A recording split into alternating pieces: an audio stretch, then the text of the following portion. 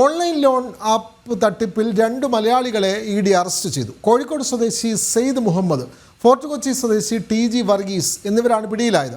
തട്ടിപ്പ് സംഘത്തിന് ഇവർ 500 ബാങ്ക് അക്കൗണ്ടുകൾ കൈമാറി. വിവരങ്ങളുമായി രേഷ്മ ബാബു ചേരുന്നു. രേഷ്മ, നമുക്കറിയാം സംസ്ഥാനത്ത് ഓൺലൈൻ തട്ടിപ്പ് ഏറെ സജീവമാണ്. അപ്പോൾ ഓൺലൈൻ ലോൺ തട്ടിപ്പാണ് ഇപ്പോൾ നടത്തിയതിൽ 2 മലയാളികളെ ഇപ്പോൾ ED അറസ്റ്റ് ചെയ്തിട്ടുള്ളത്. കോഴിക്കോട് സ്വദേശി സെയ്ദ് മുഹമ്മദ്, ഫോർട്ട് കൊച്ചി സ്വദേശി TG വർഗീസ്. ഇവരിൽ നിന്നും 500ഓളം ബാങ്ക് അക്കൗണ്ടുകൾ പിടിച്ചെടുത്തിരിക്കുന്നു. കൂടുതൽ വിവരങ്ങൾ രേഷ്മ ബാബു.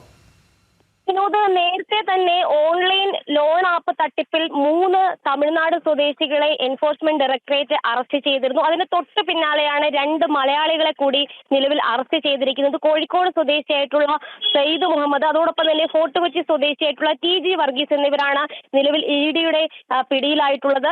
തട്ടിപ്പ് സംഘത്തിന് ഇവർ ഏകദേശം 500 ബാങ്ക് അക്കൗണ്ടുകൾ തരപ്പെടുത്തി നൽകി എന്നുള്ളതാണ് ED കണ്ടെത്തിയിരിക്കുന്നത്. ഈ അക്കൗണ്ടുകളിലൂടെയാണ് തട്ടിയെടുത്ത, അതായത് ഓൺലൈൻ ലോൺ ആപ്പ് വഴി തട്ടിയെടുത്ത കോടികൾ കൈമാറിയിട്ടുള്ളത്. ഇവർ ചെയ്തിരുന്നതെന്ന് പറയുന്നത് സാധാരണക്കാരായിട്ടുള്ള ആളുകളിൽ നിന്ന് അവരുടെ ബാങ്ക് അക്കൗണ്ടുകൾ അവരെ വശത്താക്കിക്കൊണ്ട് തരപ്പെടുത്തുകയും അത് പിന്നീട് ഈ തട്ടിപ്പിന് വേണ്ടിയിട്ട് ഉപയോഗിക്കുകയുമായിരുന്നു. ഈ 500-ലേറെ ബാങ്ക് അക്കൗണ്ടുകൾ വഴി ഈ തട്ടിപ്പിലൂടെ അല്ലെങ്കിൽ തട്ടിപ്പിലൂടെ സമാഹരിച്ചിട്ടുള്ള കോടികൾ കൈമാറുകയും ചെയ്തിട്ടുണ്ട്. അത് മറ്റ് വിദേശ ബാങ്കുകളിലടക്കം നിക്ഷേപിക്കുകയും ചെയ്തു. ഏകദേശം 1650 കോടി രൂപയാണ് ഇവർ തട്ടിപ്പിലൂടെ നേടിയെടുത്തത് എന്നുള്ള ഒരു നിഗമനത്തിലാണ് ED ഉള്ളത്. എന്തായാലും സാധാരണക്കാരായിട്ടുള്ള ആളുകളുടെ അക്കൗണ്ടുകൾ തരപ്പെടുത്തിക്കൊണ്ടാണ് തട്ടിപ്പ് നടത്തിയത്. പക്ഷേ ഈ യഥാർത്ഥ ബാങ്ക് അക്കൗണ്ട് ഉടമകൾ ഒന്നും തന്നെ ഈ തട്ടിപ്പിന്റെ വിവരങ്ങൾ ഒന്നും തന്നെ അറിഞ്ഞിരുന്നില്ല.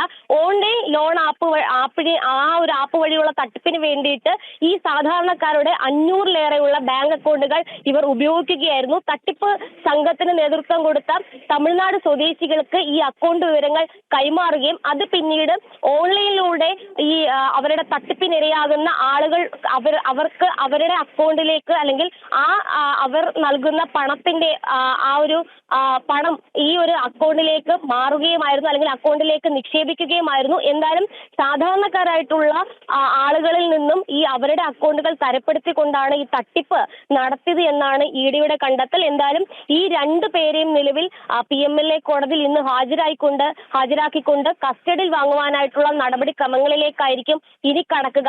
നേരത്തെ തന്നെ ED PMLA കോടതിയെ അറിയിച്ചിട്ടുള്ളത് രാജ്യാന്തര തലത്തിൽ തന്നെ ഈ കേസുമായി ബന്ധപ്പെട്ട് നിരവധി കണ്ണികളുണ്ട്, നിരവധി സഹായികളുണ്ട്. അതുകൊണ്ട് തന്നെ അവരിലേക്കും കൂടി അന്വേഷണം എത്തണം.